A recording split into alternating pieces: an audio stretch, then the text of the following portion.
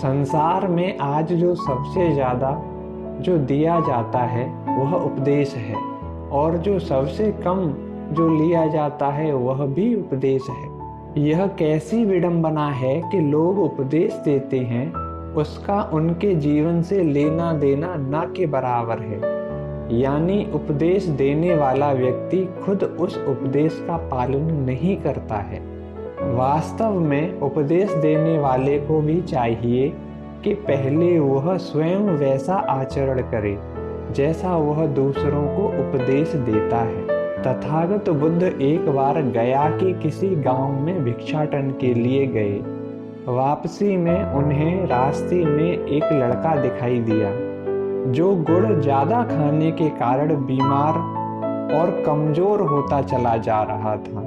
उसकी माता ने तथागत बुद्ध को देखा और प्रणाम किया तथा भगवान बुद्ध से उसके उपचार के बारे में पूछा। उपचार के बारे में बताते हुए बुद्ध ने उस लड़के की माता से कहा कि अभी इसे गर्म पानी पिलाओ। बुद्ध को उस लड़के को गुड़ न खाने की सलाह देना उचित नहीं लगा, क्योंकि उस दिन बुद्ध भिक्षा में गुड़ खा चुके थे।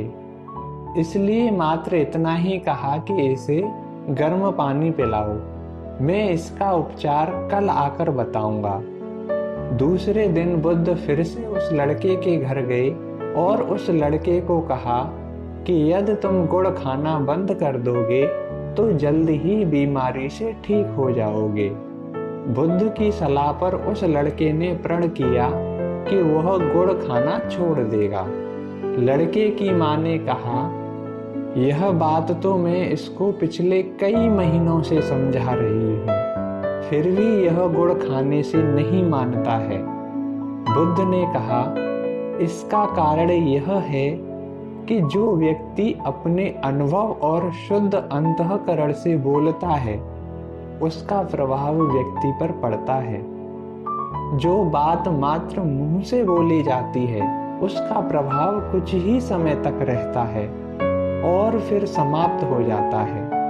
अत्वग्गो गाथा 3 में बुद्ध ने कहा, अत्तानंचे तथा कहरा यथान मनुशासति सुदंतो बत दमेथ अत्ता हे किरदुद्दमो। अर्थात अगर मनुष्य दूसरों को उपदेश देना चाहता है तो उसे पहले अपने आप को उसके अनुरूप बना लेना चाहिए। जब वह स्वयं इंद्रियों का दमन कर लेता है तब उसका उपदेश सफल होता है। वास्तव में स्वयं का दमन करना बहुत कठिन है। यदि कोई व्यक्ति किसी दूसरे व्यक्ति की गलत आदतों को छुड़ाना चाहे तो पहले अपना अंतःकरण शुद्ध कर ले, क्योंकि शुद्ध अंतःकरण से दी जाने वाली सलाह उसके हृदय तक जाती है और उसकी गलत आदतें छोड़ने के लिए उसको विवश करती है, जिसमें कि देखा गया है कि वह गलत आदतें छोड़ देता है। भगवान बुद्ध की जीवन को बदलने वाली कहानियों के लिए चैनल को सब्सक्राइब करें। यदि कहानी अच्छी लगी तो लाइक शेयर अवश्य करें।